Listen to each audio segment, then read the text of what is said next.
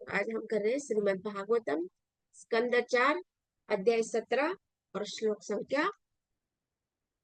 25 को हम समझने का प्रयास कर रहे हैं। और बहुत सुंदर श्लोक है।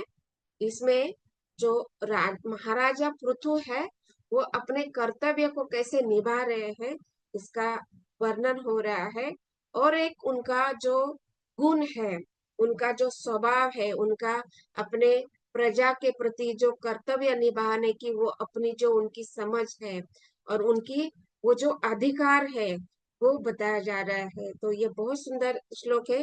जैसे कि हम सब देख रहे हैं कि कैसा प्रसंग चल रहा है कि ये जो राजा पृथु है वो सिंहासन पर बैठ चुके हैं ऋषियों मुनियों ब्राह्मणों के द्वारा। और उन्होंने अपना राज्य का जो शासन है वो करना शुरू किया है। और वो देख रहे हैं कि कैसी जो प्रजा है वो प्रजा को आत्म साक्षात्कार के लिए या भगवान के प्रति जो ज्ञान आवश्यक है उसके लिए कैसी सुविधा होनी चाहिए, उसके लिए किस प्रकार से कार्य करना चाहिए और एक राजा का एक कैसे आदर्श उदाहरण प्रस्तुत करना चाहिए, ये सब उन्होंने अपने आचरण से दिखाया। और हम देख रहे हैं कि कैसे राजा के जो आचरण से प्रभावित होकर जो जनता है वो भी अपने कर्तव्य को समझ रहे हैं। सब जो प्रजा है अपने वर्ण तथा आश्रम के अनुसार कार्य कर रहा है। ब्राह्मण ब्राह्मण का कार्य कर रहा है, क्षत्रिय अपना जो कार्य है प्रजा की रक्षा करना, उनकी सुरक्षा करना। और ब्राह्मण के विचार से, ब्राह्मणों के मत के अनुसार निर्देशन के अनुसार एक क्षत्रिय कैसे राज्य करना चाहिए ये भी राजा पृथु ने उदाहरण से प्रस्तुत किया है। और जो वैश्य है वो किस प्रकार से गौ रक्षा, गौ पालन तथा जो अन्य का उत्पादन है, जो अपना व्यापार का जो कार्य है वो सब अच्छी तरह से कर रहे हैं। और जो शूद्र है वो भी ये जो 3 प्रकार के जो वर्ण है उनके भी सेवा कर रहे हैं। दैट मीन्स यहाँ पे बताया जा रहा है कि राजा पृथु के कार्यकाल में सब जो प्रजा है अपने कर्तव्य को निभा रहे हैं। राजा स्वयं भी एक भगवान का अंश अवतार होने के कारण वो भी अपने कर्तव्य को समझ रहे हैं और वो भी भगवान की जो भक्ति है उसको भी वो आचरण कर रहे हैं, अपने कर्तव्य के बहुत अच्छे से दृढ़ता से पालन कर रहे हैं। और यहाँ पे बताया जा रहा है कि श्लोक संख्या जैसे 12 से मैत्रेय मुनि बता रहे हैं कि जो नागरिक है वो इतना कर्तव्य निष्ठ है, अपने सारे आश्रम तथा वर्ण में स्थित रहते हुए अपने सारे कार्यों को सही तरीके से कर रहे हैं। फिर भी एक जो प्रजा है वो थोड़ा शोकाकुल अनुभव कर रहे हैं, थोड़ा सा असंतुष्टि का अनुभव कर रहे हैं।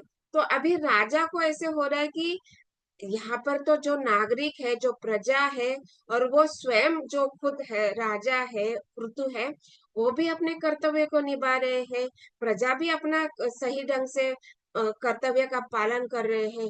तो फिर ऐसा क्या हो गया है जिसके कारण ये जो प्रजा में असंतुष्टि हो रही, असमाधान हो रहा है, किसी प्रकार की शांति का वो अनुभव नहीं कर रहे। कहीं कहीं जो नागरिक है शोकाकुल है, संतप्त हो रहे हैं, कुछ दयनीय अवस्था वहां पे दिखाई दे रही है राजा को। तो फिर राजा ये क्या कारण है इसकी खोज कर रहे हैं। ये सारा हम लोगों ने पिछले श्लोकों में देखा कि किस प्रकार राजा खोज करने के लिए समस्या का हल करने के लिए प्रयास कर रहे हैं, ब्राह्मणों के साथ चर्चा कर रहे हैं, मंत्रियों से चर्चा कर रहे हैं। और वो प्रयास कर रहे हैं कि क्यों, ऐसा क्या कारण है कि ये जो मेरी जो प्रजा है जो शोकाकुल हो रहे, कोई समाधान उनको प्राप्त नहीं हो रहा है। तो ये जो कारण, इसका कारण ढूंढने के लिए वो जब उन्होंने प्रयास किया तब उनको पता चला कि ये जो पृथ्वी है, जो पृथ्वी का कर्तव्य है कि अन्न उत्पादन करना।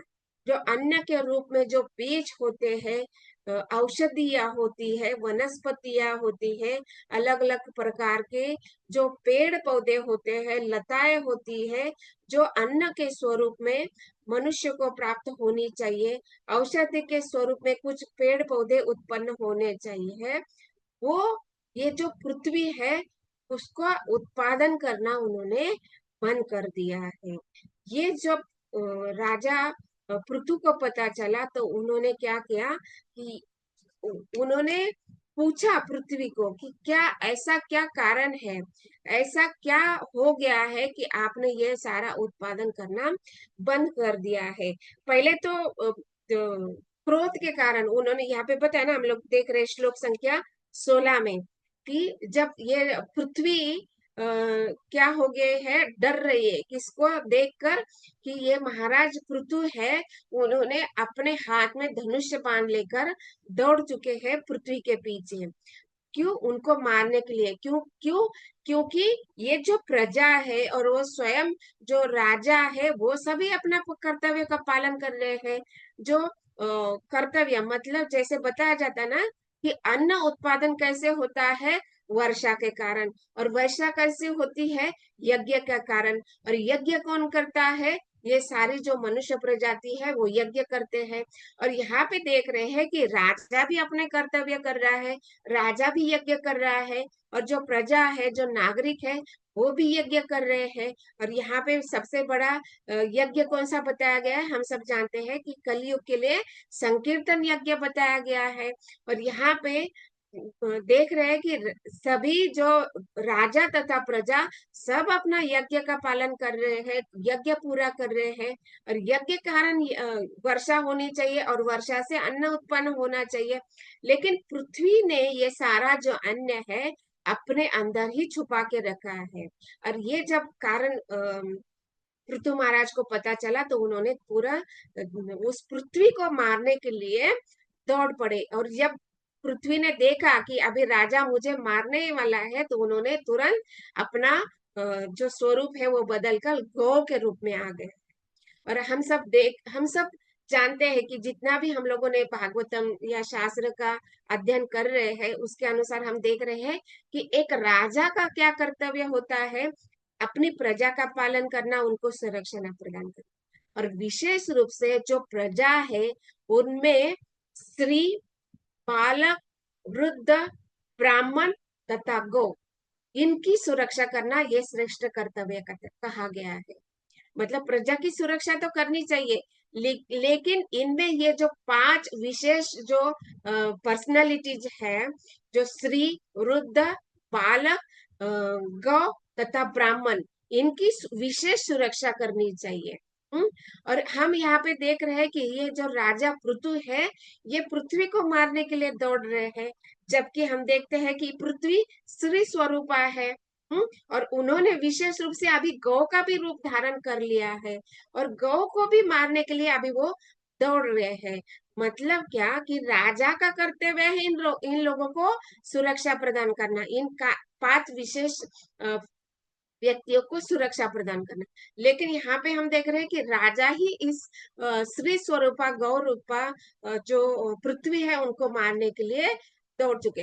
मतलब क्या बताया जा रहा है कि इससे हमें क्या सीखना है कि जब कोई भी हो अपना कर्तव्य को नहीं निभाता है, और ये जो राजा है अपने सारे कर्तव्य को सही तरीके से अपनाता है, भक्ति योग का विधि का पालन करता है, और जब ये राजा पृथु है भगवान स्वयं विष्णु के विष्णु तत्व है, मतलब भगवान के अंश अवतार है, तो उनको ये अधिकार बनता है कि जब कोई अपने कर्तव्य को नहीं निभाता है कि उनको सजा देना, उनको शिक्षा प्रदान करना, मतलब उनको उनका कर्तव्य न निभाने की सजा उनको देनी चाहिए। मतलब एक आदर्श उदाहरण वो प्रस्तुत कर रहे हैं कि कोई कल्पना भी नहीं कर सकता है कि कैसे कोई पृथ्वी को सजा दे सकता है।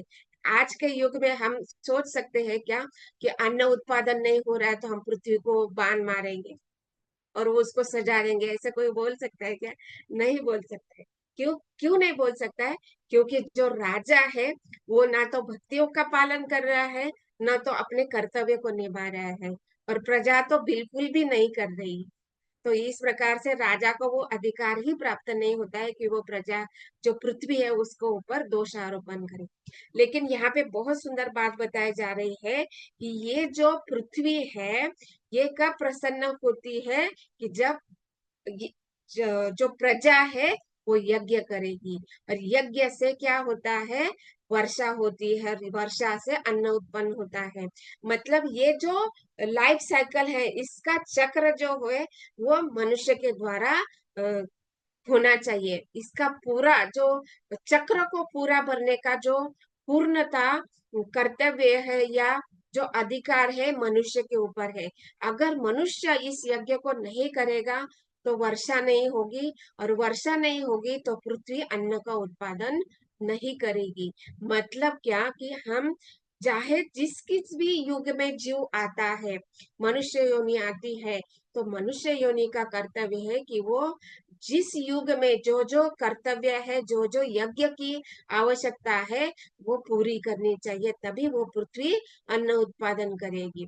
और यहाँ पे एक बात बताए जा रहे हैं कि ये जो राजा है वो इतना मतलब अधिकार का बता रहे हैं, अपने अधिकार को कैसे बता रहे हैं कि अपनी प्रजा का भूख जो है उसको मिटाने के लिए, क्योंकि यहाँ पे पृथ्वी ने अन्न उत्पादन करना रोक दिया है, और प्रजा में क्या हो, भूख मरी हो रही है, मतलब भूख के लिए यहाँ पे शोकाकुल हो रही है प्रजा।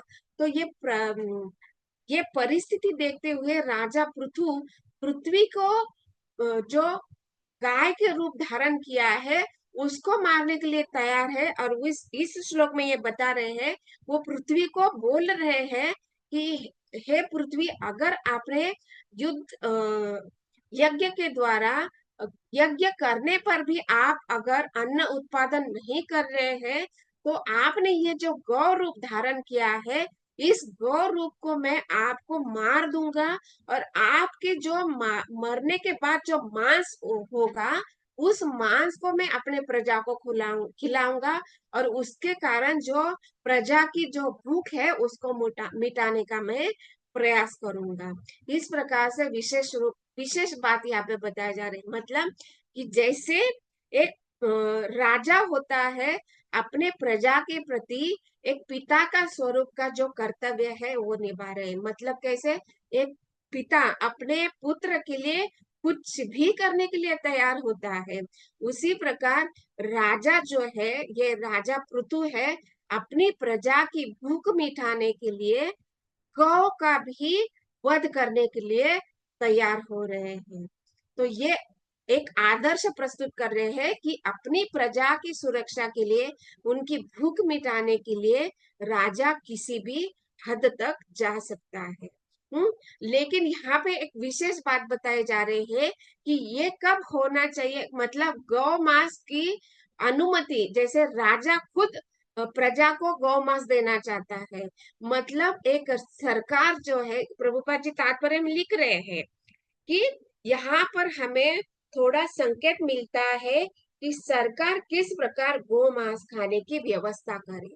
मतलब बिल्कुल भी अन्न नहीं है, पृथ्वी पर कहीं पर किसी भी कोने में अन्न उत्पादन नहीं हो रहा है, तभी वो गौ मांस खाने की अनुमति दे सकता है, अन्यथा नहीं। ये बात स्पष्ट रूप से प्रभुपाद तात्पर्य लिख रहे हैं कि यहाँ पर इंगित है कि विरली परिस्थिति में जब अन्न न हो तो सरकार गोमांस खाने की अनुमति दे, किंतु जब पर्याप्त खाद्यान्न हो तो सरकार को चाहिए कि केवल जीव के स्वाद के लिए गोमांस खाने की अनुमति न दे। दूसरे शब्दों में, विरली परिस्थिति में जब अन्न अभाव हो तभी मांसाहार की अनुमति दी जाए, अन्यथा नहीं है। मतलब क्या कि जब अन्न का अभाव हमें लग रहा है तो राजा का कर्तव्य है कि वो जो पृथ्वी का दूसरा प्रदेश है, वहां पर अन्न का उत्पादन हो रहा है क्या, ये देखना चाहिए। वहां से वो अन्न प्राप्त करके अपनी प्रजा की जो भूख है उसको मिटाना चाहिए।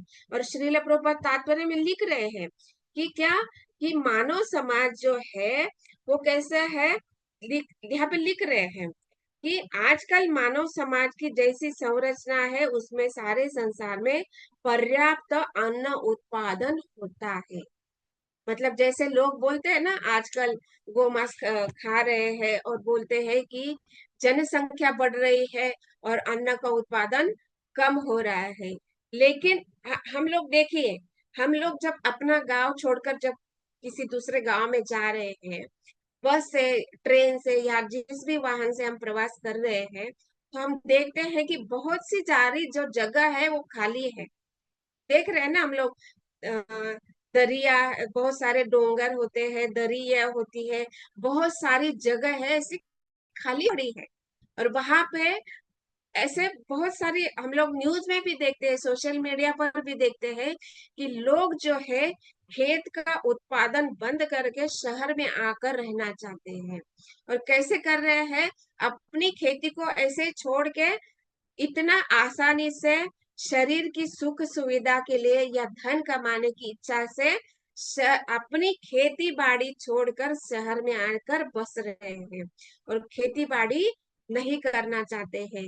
और मतलब क्या, कि खेती बाड़ी नहीं करना चाहते हैं लेकिन शहर में आकर लोहे का या फिर कोयले का, ये पेट्रोल का, ऐसे जो ऑयल का जो जमीन से जो उत्पादन है उसको प्राप्त करना चाह रहे हैं। हाँ? मतलब क्या, जो पृथ्वी है उसको पालन करके उससे अन्न उत्पादन नहीं करना चाह रहे हैं, क्योंकि वो लोग सोचते हैं कि इसमें ज्यादा कष्ट है। लेकिन शहर में आकर हम किसी का काम कर लेंगे तो बहुत आसानी से हम धन कमा सकते हैं, तो खेती छोड़कर शहर में आना चाहते हैं। लेकिन यहाँ पे बताया जाता है कि कलयुग में सब लोग सोचते हैं कि जनसंख्या बढ़ रही है, अन्न उत्पादन कम हो रहा है, तो इसलिए भूखमरी के कारण ऐसा हो रहा है। लेकिन यहाँ पे बताया जा रहा है कभी भी अन्न उत्पादन का शॉर्टेज नहीं है। ये तो हमारी सोच है कि हम खेती बाड़ी में अन्न उत्पादन नहीं करना चाहते, लेकिन यहाँ पे पर्याप्त मात्रा में अन्न उत्पादन किया जा सकता है और पृथ्वी दे सकती है। तो यहाँ पे अन्न की कमतरता नहीं है। हम कर यहाँ पे अभाव कहाँ पे हो रहा है, मनुष्य अपना कर्तव्य को नहीं निभा रहा है। और जो कर्तव्य जो पृथ्वी के प्रति, धरनी के माथे, जैसे 3-4 पीढ़ियों के पीछे जब हम जाते हैं तो जो भी गांव के लोग हैं वो हमेशा बोलते थे कि ये जो भूमि है, जो उनके नाम से जो भूमि दी गई है, या जो भी अन्न उत्पादन अपने खेत में करते थे, तो वो भूमि को अपनी माता मानते थे। वो कभी भी अपनी भूमि को बेचकर गांव में आने की सोच भी नहीं सकते थे। ऐसे 3-4 पीढ़ियों के पहले हम सोचते थे कि खेत जिसका है वो अपनी भूमि को माता मानते थे। तो इस प्रकार जब वो अपना उनको मानते थे और कितना प्रेम करते थे, जिससे वो अन्न का उत्पादन भी ज्यादा होता था। लेकिन आजकल क्या हो रहा है, उस भूमि को बेचकर लोग शहर में आ रहे हैं और इसके कारण लोग भूमि में जो भूमि को जोत कर गौ पालन कर कर वो अन्न उत्पादन नहीं करना चाह रहे हैं। इसके कारण अभाव हो रहा है। लेकिन यहाँ पे बताया जाता है कि कहीं पर भी अन्न का अभाव नहीं है। और यहाँ पे और भी प्रभुपाद जी बता रहे हैं तात्पर्य में कि कहीं कहीं प्रदेश ऐसे हैं कि जहाँ पर जरूरत से, आवश्यकता से ज्यादा अन्न उत्पन्न होता है, लेकिन वहां की जो सरकार है या वहां पर जो राजा है, वहां पर जो अधिकारी, वो क्या करते हैं, अपने ज्यादा धन कमाने की इच्छा से धन की जो लालच है उसको बढ़ाने के लिए जो ज्यादा अन्न उत्पन्न हुआ है उसको समुद्र में नष्ट कर देते हैं। और मतलब कृत्रिम रूप से अन्न का अभाव दिखाते हैं। और जब अन्न का अभाव दिखाते हैं तो अपने मन माने भाव से वो अन्न का भाव बढ़ा देते हैं और जो जनता है जो भूख के कारण जो मर रही है, वो सोचती है कि जो भी परिस्थिति है उसको हमें अन्न प्राप्त करना है। तो ऐसे में वो जो भी भाव दे रहे हैं उस भाव से अन्न खरीद लेते हैं। लेकिन यहाँ पे प्रभुपाद जी बता रहे हैं कि ये जो ऐसे करने वाले जो राजा है वो अपने कर्तव्यों को पूर्ण रूप से नहीं निभा रहे हैं। मतलब जब अन्न का उत्पादन ज्यादा हो रहा है तो उनको ये देखना चाहिए कि किस प्रदेश में अन्न का उत्पादन कम हो रहा है, उसको वो दे सकते हैं ना। जो भी आपको धन चाहिए उस धन को लेकर वो अन्न दे सकते हैं।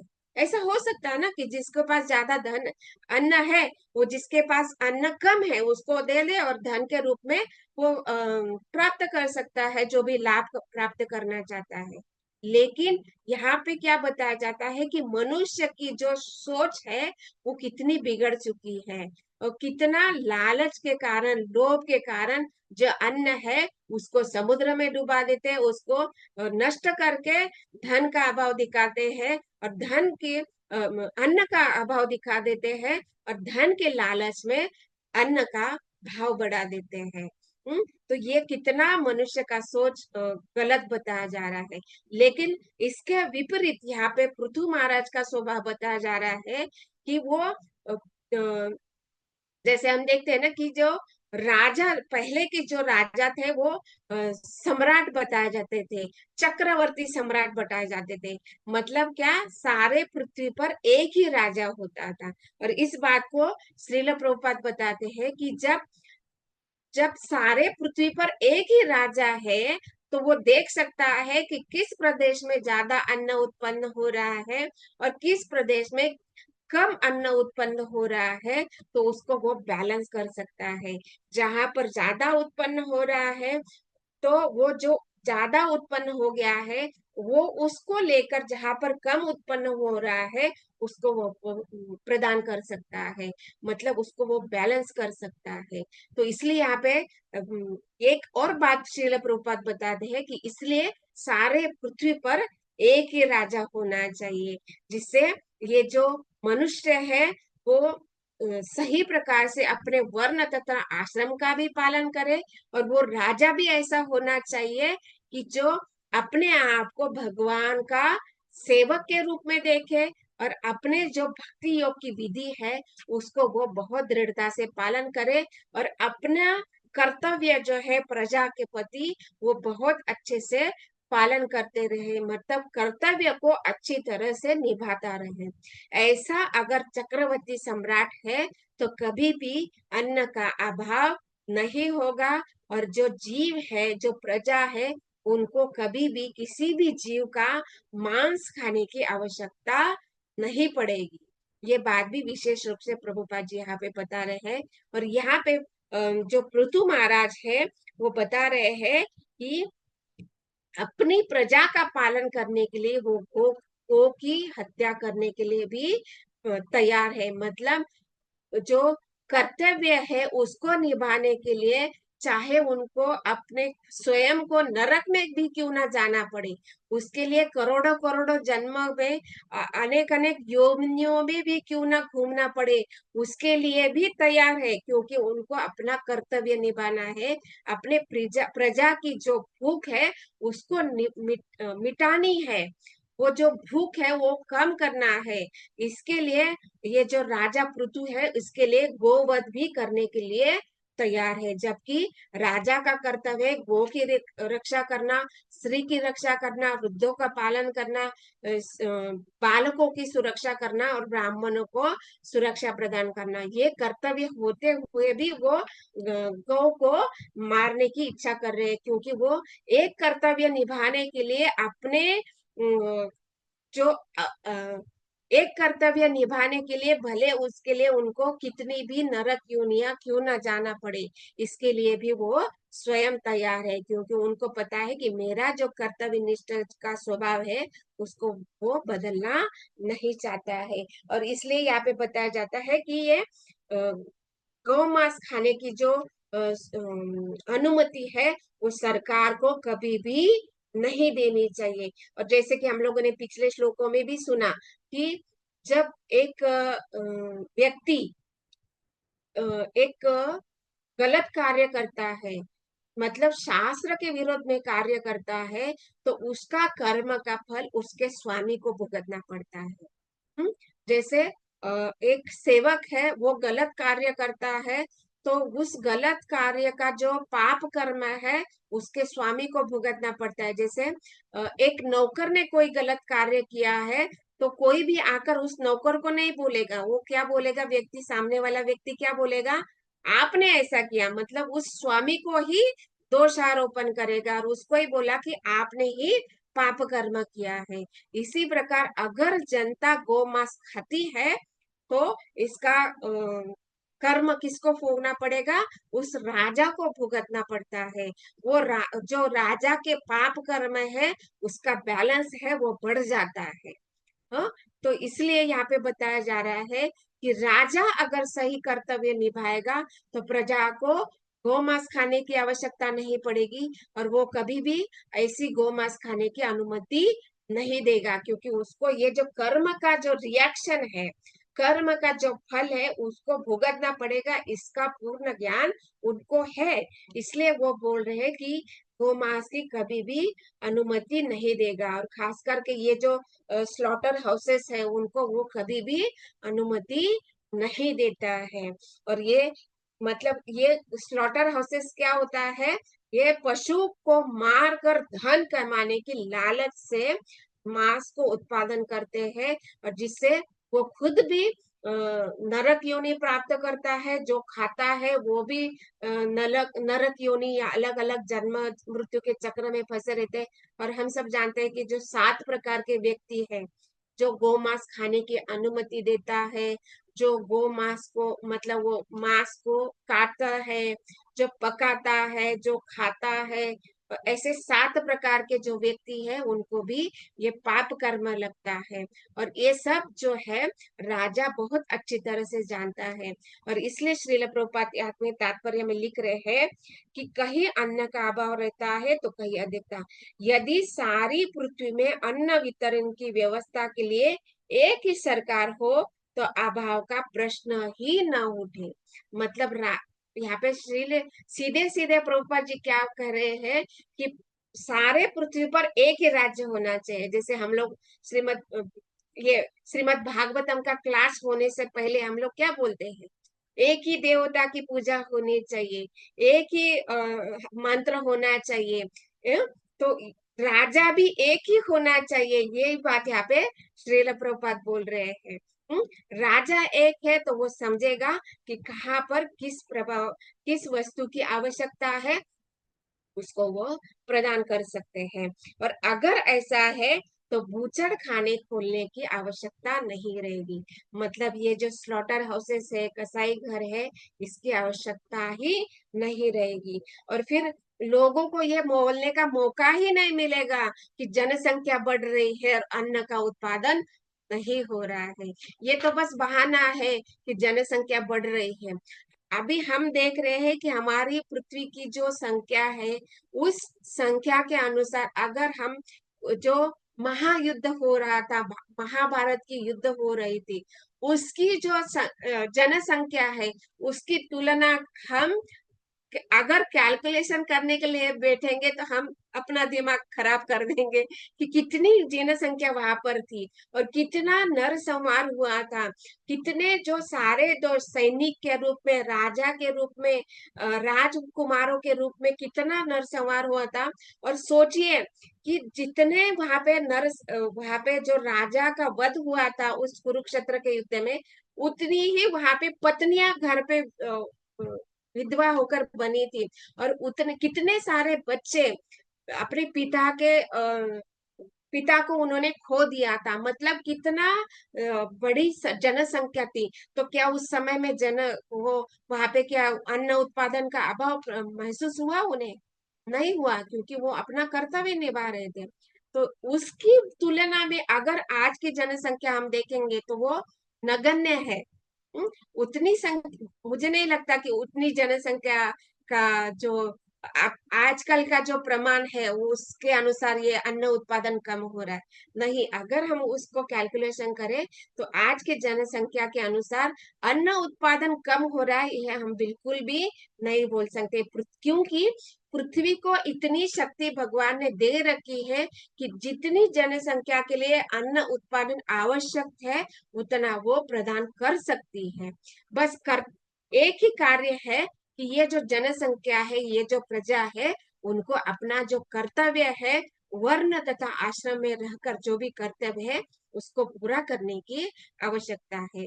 अगर वो पूरा नहीं करते हैं तो पृथ्वी ये जो अन्न उत्पादन है उसको रोक सकती है और ये अन्न का अभाव वो दिखा सकती है। लेकिन यहाँ पे श्रील प्रभुपाद बोल रहे हैं कि कभी भी अन्न का अभाव नहीं हो सकता, क्योंकि वो पृथ्वी में क्षमता है कि जितना आवश्यकता इस संसार में पर्याप्त अन्न उत्पादन पृथ्वी कर सकती है। बात केवल हमें अपने कर्तव्य को निभाने की है। और हम सब जानते हैं कि हमारा कर्तव्य क्या है? हरि नाम संकीर्तन करना, सत्संग में आना, नित्य रूप से श्रीमद् भागवतम को श्रवण करना और ये जो सारे नियम है उसको पालन करना, जो नियम हमें शास्त्र में प्राप्त दिए हैं और हमें गुरु के मार्गदर्शन में हमें ये प्राप्त हुए हैं। अनेक अनेक प्रकार के व्रतों का पालन करना, जैसे हम आज एकादशी को सेलिब्रेट कर रहे हैं तो एकादशी का व्रत जो है हमने अपनाया है। दैट मीन्स हम अपने एक भक्त के रूप में जो कर्तव्य है उसको बहुत अच्छे से निभा रहे हैं। एकादशी का व्रत का पालन कर रहे हैं और हमारे गुरु महाराज के आदेश के अनुसार हमें 25 माला जप करना है, शास्त्र का श्रवण करना है और भगवान के अर्चा विग्रह की सेवा करना है, मंदिर में जाकर अर्चा विग्रह का दर्शन प्राप्त करना है। ऐसे नाम जप का कारण, अर्चा विग्रह के कारण, सत्संग के द्वारा जब हम अपने कर्तव्य को निभाएंगे तो अवश्य ही गुरु प्रसन्न होंगे और गुरु प्रसन्न होने से भगवान प्रसन्न होंगे और हमारे लिए जो भी सुविधा की आवश्यकता है, जैसे अन्न हो, अग्नि हो, जल हो, पृथ्वी हो, ये सारे जो तत्व है वो जो हमें अपनी शरीर तथा आत्मा को बनाए रखने के लिए जो भी आवश्यक है वो सब कुछ सुविधा प्रदान कर सकते हैं। तो इसके लिए पृथ्वी अन्न का अभाव कभी भी नहीं रोकेगी। और हमें हम जब अपने कर्तव्य को निभाएंगे तो कभी भी हमें किसी चीज के अभाव या कभी भी दुख की परिस्थिति में क्यों ना हो, हम ज्यादा दुखी नहीं हो सकते, क्योंकि हम अपने कर्तव्य को समझ रहे हैं और उसको अपने जीवन में अपना भी रहे हैं। और यहाँ पे यही बात बताया जा रहे हैं कि जब राजा अपने कर्तव्य को निभाता है तो भगवान भी प्रसन्न होते हैं और भगवान प्रसन्न होते हैं तो सारे ये जो देवी देवता है उनको जो अपना कार्य है वो भी सुचारू रूप से वो पालन करते हैं। और अपने कर्तव्य को निभाने के लिए एक राजा नरकगामी होना भी वो पसंद करता है, क्योंकि उसको पता है कि इस कर्तव्य को निभाने से अगर मैं नरक भी जाऊं तब भी मुझे कोई गम नहीं है, मुझे कभी भी दुख का अनुभव नहीं होगा, क्योंकि मेरी प्रजा कभी भी भूख के कारण मरनी नहीं चाहिए, भूख के कारण शोकाकुल नहीं होनी चाहिए। और इसके लिए वो एक गौ के रूप में जो पृथ्वी है उसका भी वध करने के लिए तैयार है। तो इसलिए वो बोल रहे हैं कि अब मैं अपने बाणों से तुम्हारा खंड खंड कर दूंगा, तुम्हारे मांस से क्षुधार्त नागरिकों को जो अन्न के अभाव में त्राही त्राही कर रहे हैं उनको संतुष्ट करूंगा। इस प्रकार मैं अपने राज्य की प्रजा का विखलना दूर करूंगा। दैट मीन्स अपने कर्तव्य निभाने के लिए राजा किसी भी हद तक जाने के लिए तैयार है। और यही बात हमें यहाँ पे प्रभुपाद जी समझा रहे हैं कि अपने कर्तव्य को निभाने के लिए हमें किसी भी हद तक जाने की तैयारी रखनी चाहिए।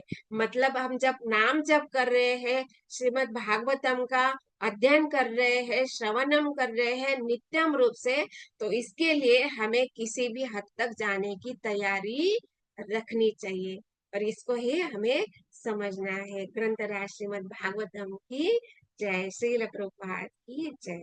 ओम।